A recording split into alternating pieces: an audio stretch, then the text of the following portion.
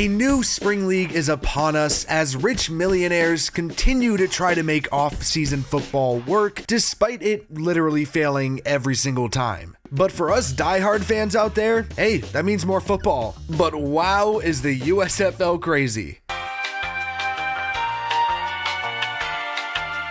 The USFL has already managed to have its first big controversy. Oh, and by the way, we're only 2 weeks in. So Fox is helping put together a documentary called United by Football, a Season in the USFL, all about the lead up to the league's return and documenting the operations. Well, in this series, there's a now famous clip of then Pittsburgh Maulers running back and former Michigan star De'Veon Smith. The clip shows Smith being asked if he ate chicken salad, and he said no because he doesn't like chicken salad. So instead, he decided to eat a slice of pizza. That's literally it. This is like some middle school bullshit. Anyways, yeah, he was cut by the Maulers, who said that that wasn't the context and instead claimed that he broke 3 team rules in 24 hours. It became this huge Twitter meltdown of claims that they were lying and demands for them to tell him which team rules he broke and so on. It was a bit of a mess. Hilarious, but still a mess. I will say, when the Maulers lost, they got memed so hard by fans using a picture of pizza.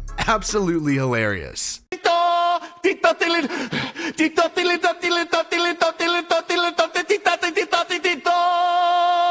If you watch the USFL in the opening week, the one thing that definitely stuck out to everybody is that the kickers were missing literally everything. There were a total of 10 field goals attempted in week 1, and of those 10, only 3 were made. But is it really because the gap between the NFL and other developmental leagues is that big? Well, it probably is. But I doubt that's the only reason why.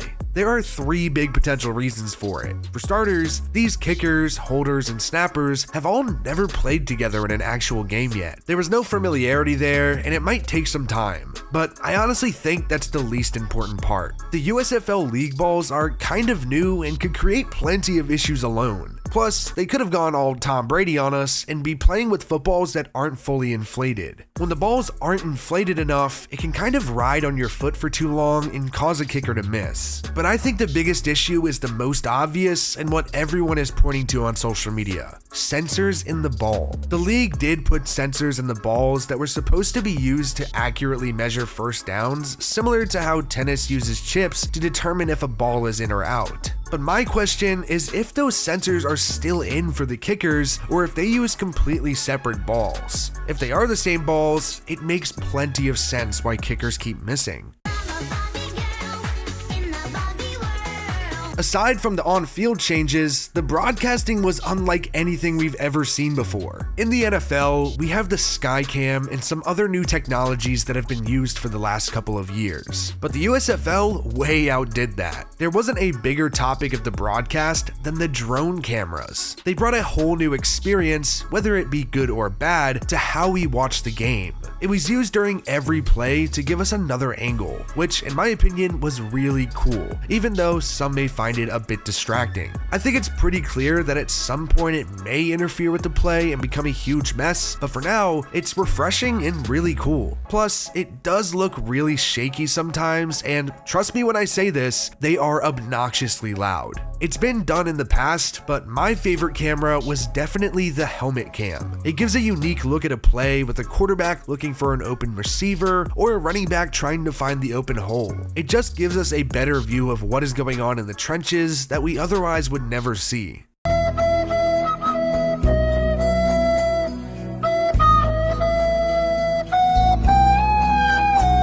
The Michigan Panthers, on paper, are the most exciting team in the league. Now, does that translate over to the field? Hell no. The Panthers suck. They have the 2 biggest names in the league at quarterback: former Michigan star Shea Patterson and former Broncos failed QB Paxton Lynch. And holy shit did they suck. In week 1, Patterson threw a touchdown but was still struggling before Michigan decided to bench him for Lynch, who immediately fumbled and turned around and threw a horrendous interception before he was benched for Patterson. The Panthers lost after scoring a single touchdown and turned around in week 2 to score 6 total points in another loss. The only other 0-2 team in the league is the Pittsburgh Maulers, who only scored 3 points in week 1, but improved in week 2 despite still losing. There aren't really many reasons to even watch the Maulers. I would say the biggest name is quarterback Kyle Lauletta, who isn't even the starter. How about the 1-1 teams? Well, if you're looking for a feel-good story, it's Luis Perez on the New Jersey Generals. Perez didn't even play varsity football, and after walking on in junior college, has made it to an NFL roster and has even been a standout in the AAF and XFL. The Tampa Bay Bandits struggled in week 2, but still have probably the best quarterback in the league, Jordan Ta'amu, who has latched on to a handful of NFL rosters after he was very successful in the XFL with the St. Louis Battlehawks. The Philadelphia Stars feature a former Division III quarterback, Brian Scott, who is actually really impressive in a week 2 win. You might recognize the name Clayton Thorson, a 2019 5th-round pick to the Eagles, who was still on the Giants roster about a year ago. Thorson plays for the Houston Gamblers, who narrowly lost to the 2-0 Birmingham Stallions on Saturday. The home team Stallions have 2 quarterbacks with some playing time. 2018 7th-round pick Alex Magoo, and the guy who got the most reps, Jamar Smith, who has latched on to an NFL and CFL roster. The New Orleans Breakers, who have to have the coolest name and colors in the league, are now 2-0 and led by Kyle Slaughter, who has already been on a handful of NFL rosters after going undrafted out of Northern Colorado. Camera died, so this is the end of the video. Peace out, motherfuckers. Subscribe and like. You already know.